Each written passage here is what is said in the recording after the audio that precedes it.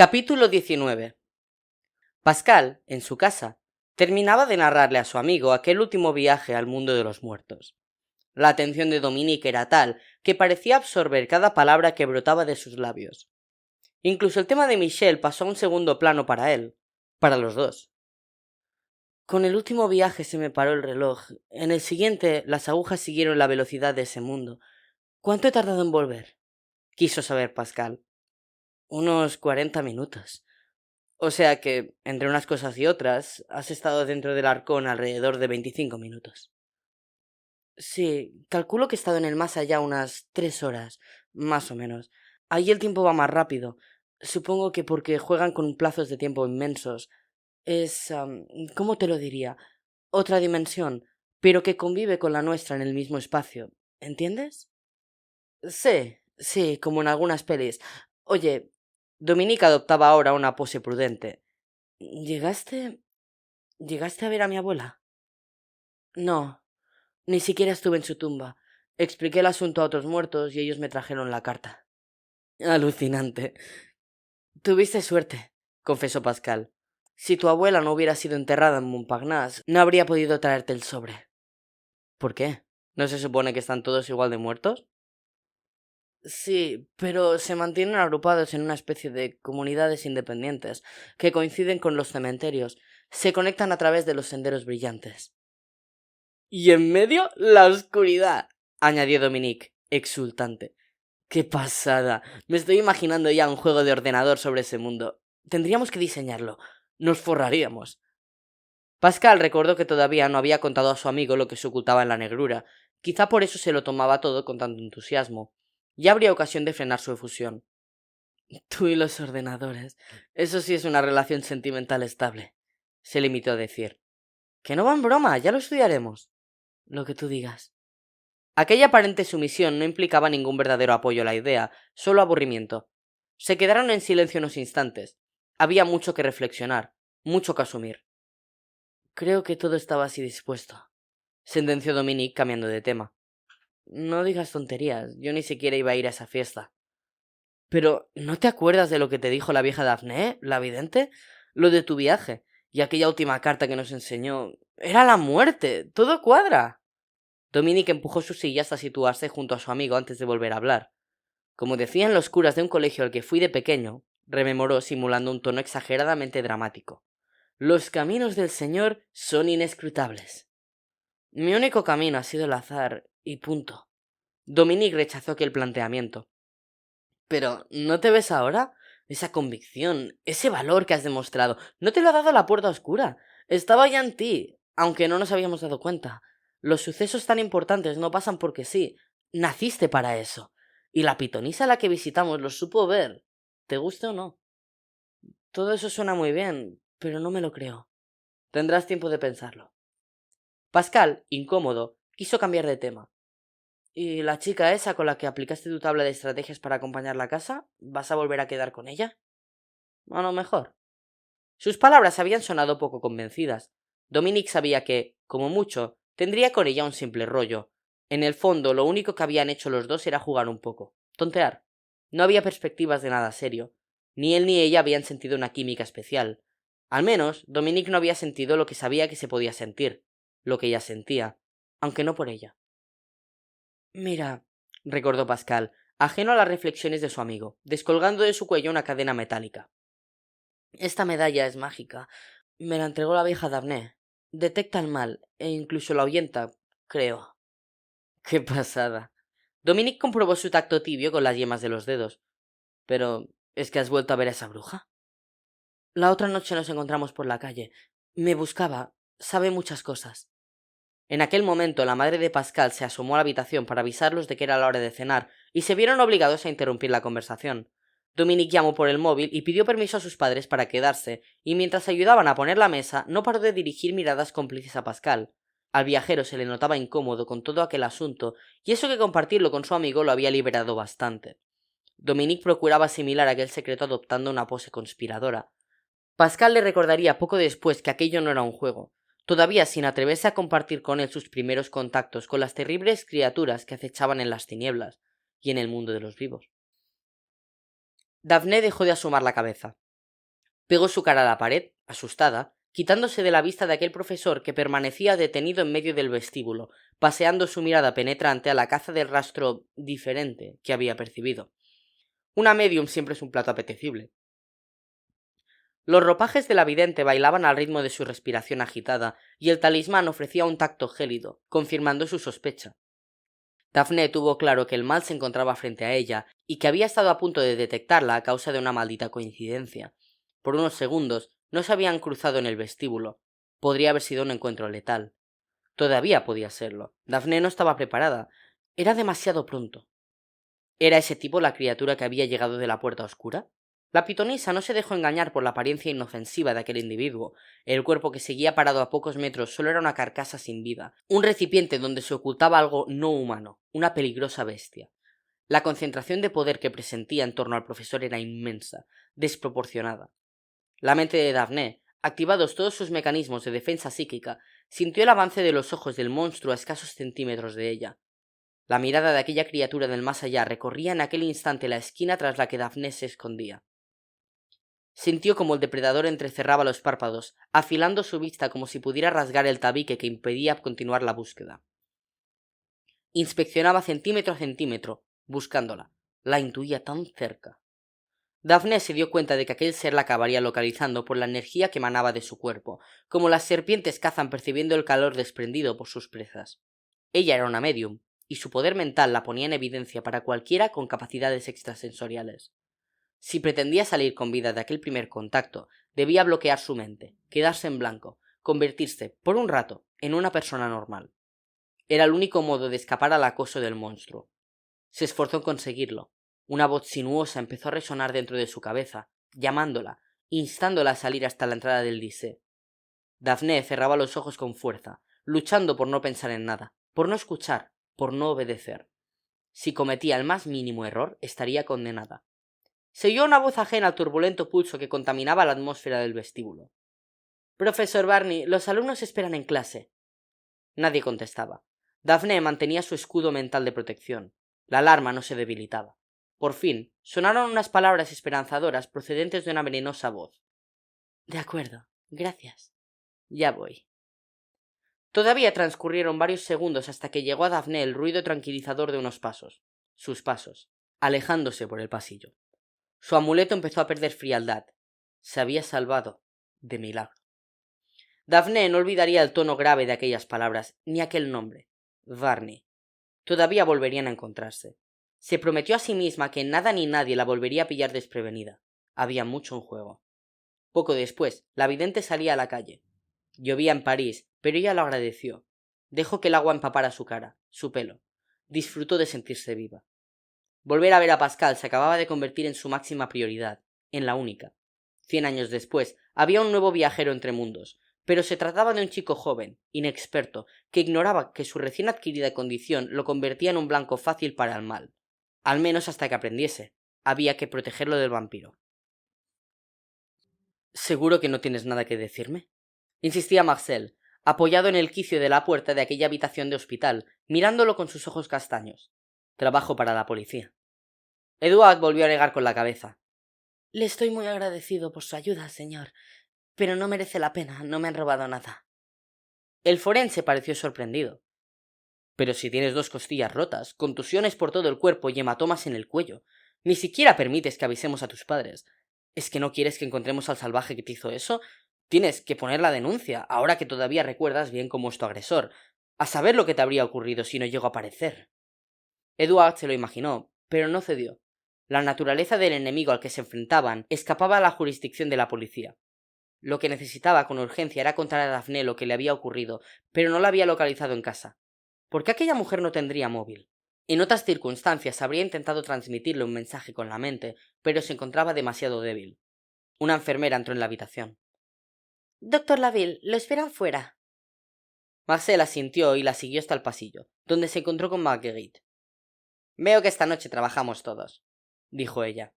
¿Qué pintas aquí a estas horas? Te necesito al 100% en el caso de Lavaux, que sigue parado. Estoy con un chico que ha sufrido una agresión, Marguerite, pero no quiere denunciar. Razón de más para que dejes ese asunto poco importante. Tú colaboras con homicidios, por favor, deja que otros se encarguen de las peleas nocturnas. Es que hay detalles un poco raros en el ataque que has sufrido. Te recuerdo, Marguerite vocalizaba de forma exagerada, que tú estás metido en un caso muy raro, así que abandona a los pocos raros, ¿de acuerdo? Marcel sonrió. Me encanta lo sutil que eres cuando pides las cosas. Ella refunfuñó. ¿Te acuerdas de los 2 chicos desaparecidos de una fiesta el viernes pasado? El otro sintió. Ya sabes que los hechos coinciden con la típica fuga de adolescentes enamorados. Tiene toda la pinta, sí, reconoció el forense. ¿Has averiguado algo? ¿Los han encontrado? No. Y eso es lo que me preocupa. 2 chavales que improvisan algo así no son capaces de desaparecer más de un día. Y ya van 4. ¿Y si lo tenían todo preparado? No. Las declaraciones de sus amigos confirman que hasta esa noche casi no se conocían. Pues sí que suena raro. El forense cayó en la cuenta de algo. Pero, ¿por qué te han asignado a ti ese caso? No es un homicidio. Marguerite puso cara de mártir. Ya conoces el centro donde estudian esa linda parejita y muchos de los invitados a la fiesta, incluido el anfitrión. Marcel enarcó las cejas. ¿También el resto de los invitados?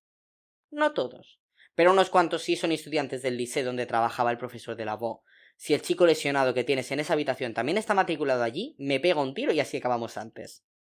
Los dos se echaron a reír. Tranquila, Marguerite. Recuerda que este chaval tiene 19 años. Me da igual, ya me lo creo todo. Puede ser un repetidor, ¿no? Para colmo, esa fiesta del viernes era gótica, con lo que a mí me desagrada todo lo fúnebre. No me merezco esto, Marcel. Hacía unos minutos que Duac, mientras ellos conversaban en aquel pasillo del hospital, había logrado hablar con Daphne. La bruja, muy preocupada, se dirigía hacia allí en un taxi.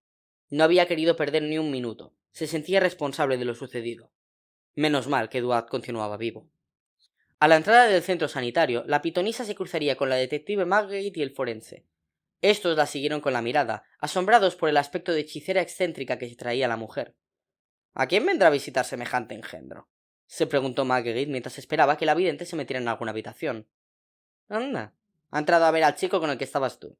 Lo que no hay en París. Marcel no contestó. También había estudiado a Daphne mientras se alejaba por el corredor de las habitaciones. Capítulo 20. Las 3 de la mañana, y sin poder dormir. Pascal permanecía acostado en su habitación, asediado por un mal presentimiento que no lograba concretar.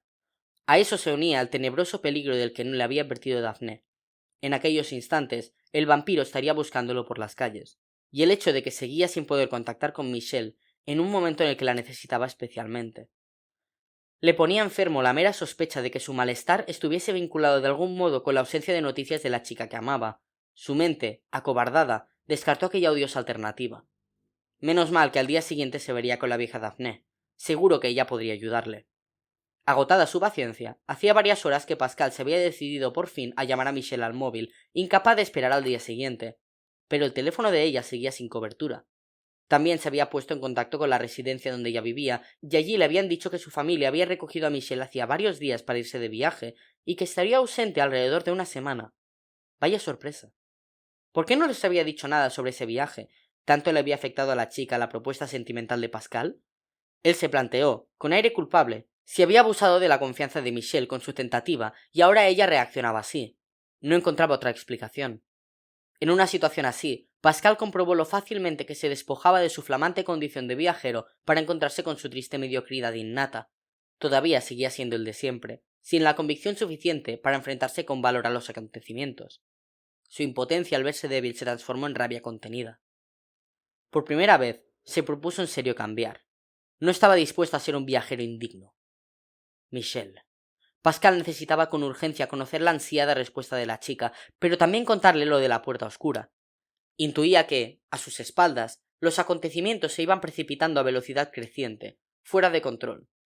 Él, en su imprudente ignorancia como viajero novato, se había entretenido jugando. Mientras, allá fuera, el mecanismo de la puerta llevaba días activando sus engranajes y provocando efectos que él desconocía. Pascal pensó en el vampiro, en Daphne, en Delaveau, y se percató de que, sin pretenderlo, estaba jugando con fuego. Aquella situación no podía prolongarse más, por su propio bien. Un suave chirrido le hizo abrir los ojos, interrumpiendo sus reflexiones. Aquel sonido de bisagras viejas parecía provenir del armario empotrado de la habitación, pero no era posible. Las puertas de aquel mueble se cerraban siempre con llave. ¿Cómo iban a abrirse solas? A los pocos segundos, sus ojos se habían acostumbrado a la oscuridad y Pascal pudo comprobar su impresión. En efecto, en el centro del armario distinguió una delgada grieta negra, el espacio que dejaban sus puertas un poco abiertas. Inexplicable, pero cierto. Pascal se arrebujó bajo las mantas, con la piel de gallina. Conocía aquella sensación angustiosa y el ambiente onírico que flotaba en la habitación, a medio camino entre lo terrenal y lo esotérico. Yo lo había experimentado antes. Pero cuidado, no se trataba de un sueño, aquella atmósfera mágica era real. Ahora todo puede suceder, se dijo, recordando las conexiones que el mundo de los vivos guardaba con la tierra de la muerte. Él era el viajero, ¿no? Pensando en el episodio del espejo del baño de su abuela, hizo acopio de valor y se levantó de la cama. Tenía que ir acostumbrándose a ese tipo de visitas. Un viajero no podía permitirse la cobardía como única respuesta. No se humillaría más. Sin calzarse ni encender la luz, se dirigió con lentitud hacia el armario, cuyas puertas volvieron a abrirse un poco más, provocando en la madera el mismo quejido tétrico. Pascal se detuvo, asustado. Jamás un armario le había parecido tan siniestro. ¿Qué se ocultaba dentro de él? ¿Había algo allí esperándolo? ¿Hacía bien acercándose? Miró hacia la puerta del dormitorio, dubitativo. ¿No sería mejor avisar a sus padres? El chico tuvo claro que no podía hacer eso. El desconocimiento de ellos sobre lo que ocurría les convertía en las víctimas más vulnerables, y él todavía no estaba seguro de que lo que el armario escondía fuese peligroso. Dio un paso más. Pascal se encontraba solo medio metro del mueble misterioso, que no había vuelto a mostrar movimiento alguno. Todo era silencio. El chico luchaba contra su deseo de volver corriendo a la cama. Se secó las manos sudorosas en el pantalón del pijama. Respiraba a bocanadas, como si de su aliento pudiera extraer fuerzas. Con cuidado, había empezado a entrecerrar los ojos, intentando atisbar qué se ocultaba en las entrañas del armario. Entonces, sus puertas se abrieron más y del hueco negro surgió un brazo peludo que cayó sobre él con velocidad y precisión. Pascal no tuvo tiempo de reaccionar. En décimas de segundo, los ásperos dedos de aquella mano desconocida se incrustaban en su hombro y lo arrastraban hacia el interior del mueble. Su tacto gélido le quemaba la piel. Pascal chilló y echó el cuerpo hacia atrás mientras separaba las piernas, procurando ofrecer la máxima resistencia. La adrenalina burbujeaba en su cabeza. La extremidad que nacía del rincón oscuro seguía tirando de él, cada vez con más energía. El cuerpo de Pascal ya estaba casi dentro del armario, pero el chico lo impedía agarrándose a las paredes como si en vez de brazos tuviera tentáculos. Muy cerca, en el pasillo, sonaron las pisadas de los padres de Pascal, a quienes habían despertado los gritos. —Pascal, ¿estás bien? —preguntaba Fernando Rivas llamando a la puerta de la habitación de su hijo, que se acababa de bloquear sola impidiéndoles el paso.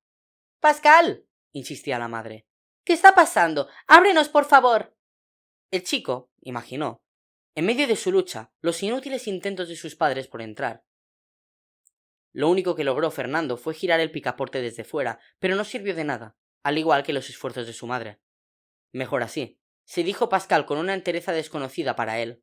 Que no entren, este es mi terreno, no el suyo. Aquella idea le otorgó una mayor determinación, que devoró su miedo paralizante. Él era el viajero.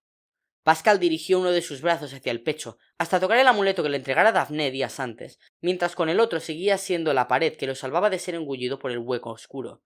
Atrapó el talismán y, quitándose la cadena del cuello, lo adelantó hacia la negrura, tan concentrado que ni siquiera sentía la presión de la extremidad muerta que continuaba tirando de él.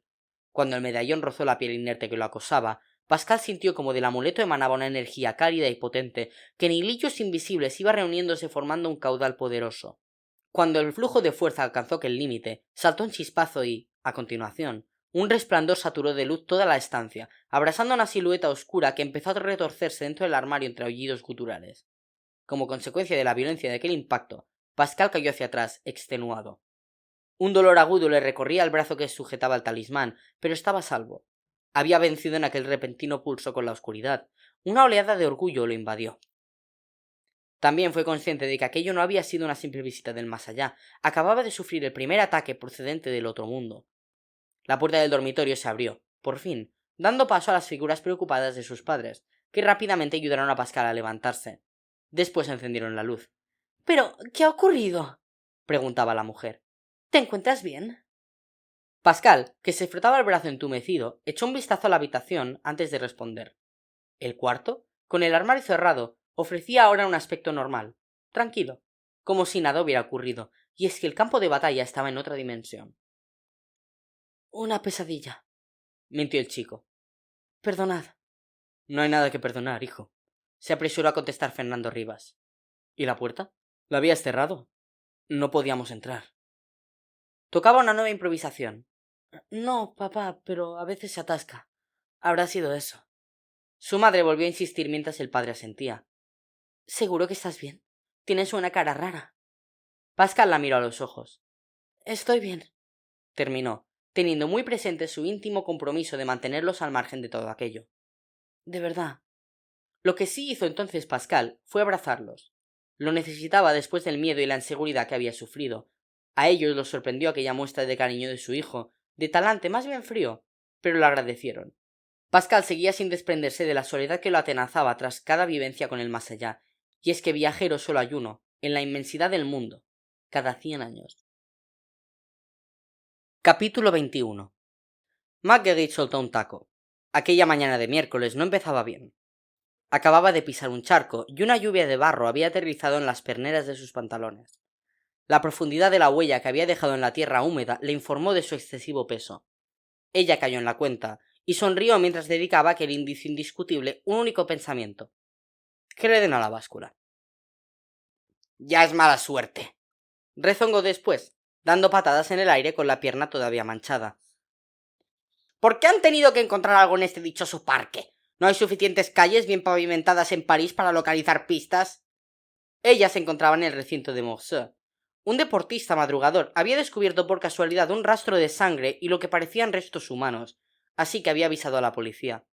Marguerite echó una ojeada a los alrededores y se acabó dirigiendo a una arboleda próxima donde se distinguían varias siluetas con el uniforme de la policía científica. Observó satisfecha que habían delimitado muy bien el perímetro de la zona del hallazgo, impidiendo así que algún paseante estropease pruebas aún por descubrir. Hola, Marcel. La detective comprobó que, una vez más, el forense se le había adelantado. ¿Qué tal vais? Hola, Marguerite. La cosa va bien. El testigo estaba en lo cierto. Se trata de restos humanos. La detective asintió. ¿Podremos vincularlo a algún caso pendiente? Quiso saber, mientras empezaba a rebuscar procurando no interferir en la labor de los agentes, que seguían estudiando el terreno y recogiendo objetos sospechosos.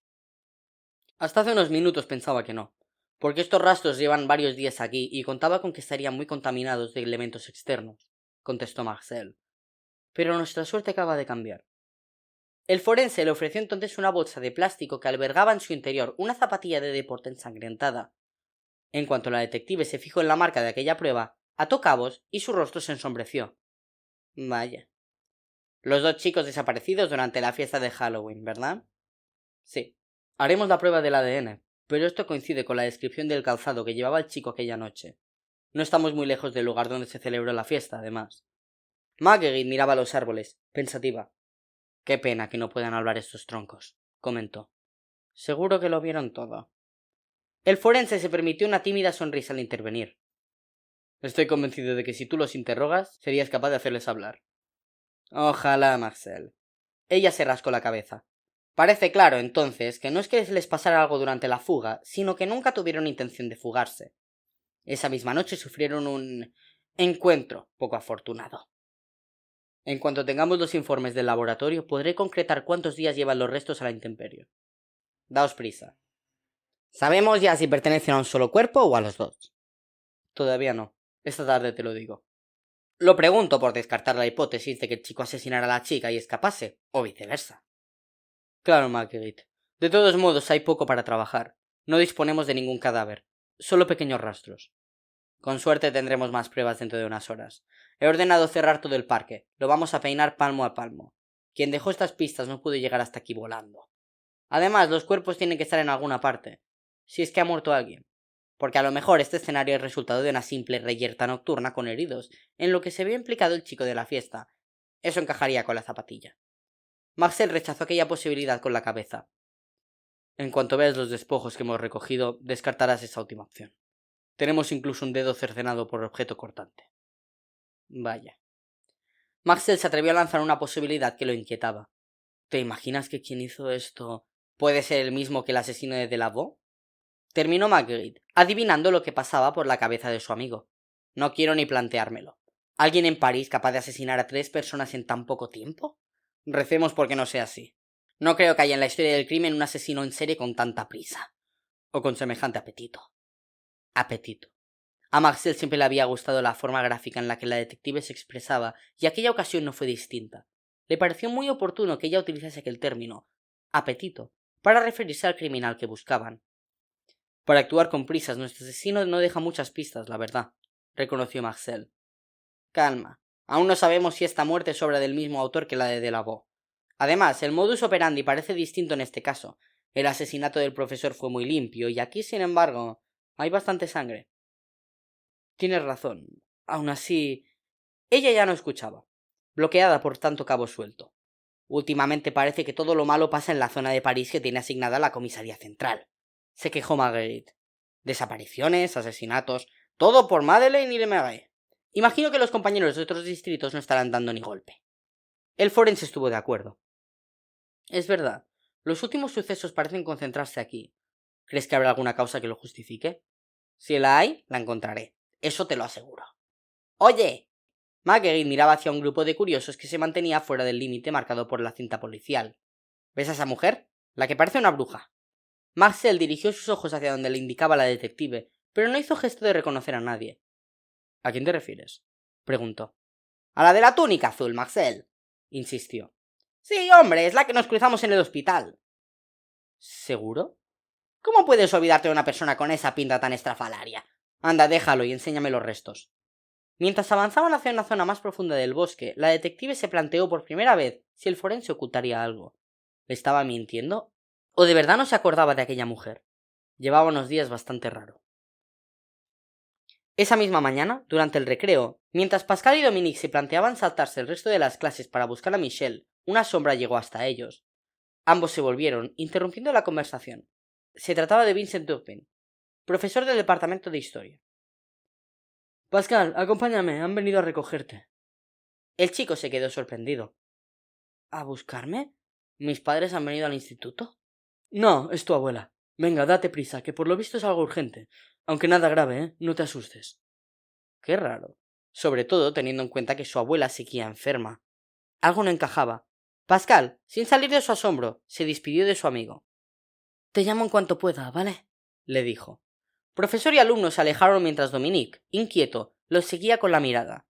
Cuando Pascal y Turpin llegaron al corredor que conducía al vestíbulo del centro, el profesor se detuvo. Bueno, ahí la tienes, dijo señalando a una señora mayor que se encontraba al fondo, de espaldas a ellos. Te dejo, que tengo que ir a clase. Vale, gracias.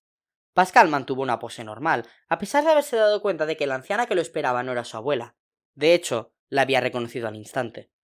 Pero como aún no sabía qué nueva sorpresa le esperaba, tenía que disimular. Empezaba a acostumbrarse a la imprevisible doble vida de un viajero, que guardaba muchas similitudes con la de un agente secreto. Reanudó su avance hacia la señora, que, en cuanto oyó sus pasos, se volvió. Tal como Pascal había imaginado, se trataba de la vieja Daphne. ¿Qué hacía allí si habían quedado en verse por la tarde? Los dos se miraron a los ojos. La bruja parecía tensa. Sabes más de lo que esperaba, susurró ella con cierta admiración. Los ojos de ambos transmitían demasiado. Sobraban las explicaciones. ¡Qué remedio!, terminó él, asustado ante lo que se avecinaba. Desde ayer por la noche tengo malos presentimientos. ¿Por qué has venido aquí? Es Michel, ¿verdad? Sí. Vamos, tú te metiste en el juego, pero alguien peligroso lleva días jugando la partida, ya sabes. Te está buscando, y hará todo lo que esté en su mano para localizarte. Nuevo silencio. Ya ha hecho algo, susurró asustado Pascal. Si no, no estarías aquí. ¿Ha atacado a Michel? Es posible, pero no quiero hablarlo aquí. Recuerda que, cuando nos conocimos, te advertí de que tu amiga también se involucraría de algún modo en el viaje, aunque no supe decirte cómo. Ahora ya lo sé. Vamos. Pascal se notó el pulso acelerado. ¿Qué le habría ocurrido a Michel? Todo lo demás perdió importancia, incluso la respuesta que tanto anhelaba. Un instante, pidió Pascal procurando recuperarse. Dominique también viene. El viajero estaba dispuesto a pedir a su amigo que fingiera encontrarse mal. Lo haría de maravilla, dada su indiscutible capacidad dramática, para que le dejaran abandonar el centro. La vidente dudó ante aquella inesperada petición. ¿Estás seguro?, insistió ella. ¿Quieres arriesgar la vida de tu amigo? Pascal se humedeció los labios con la lengua, pensativo. Que decida él. Pero de momento se viene. ¿Sabe algo? Algo. Ve a buscarlo, concedió la pitonisa. Os espero fuera. Este lugar está contaminado por el mal y no debemos delatarnos. Y no hables a nadie más de la puerta oscura. No facilites la labor de las criaturas de la noche. Minutos después, Dominique fingía encontrarse mal y abandonaba el centro tras avisar a su tutor. La vidente y Pascal lo esperaban muy cerca de allí.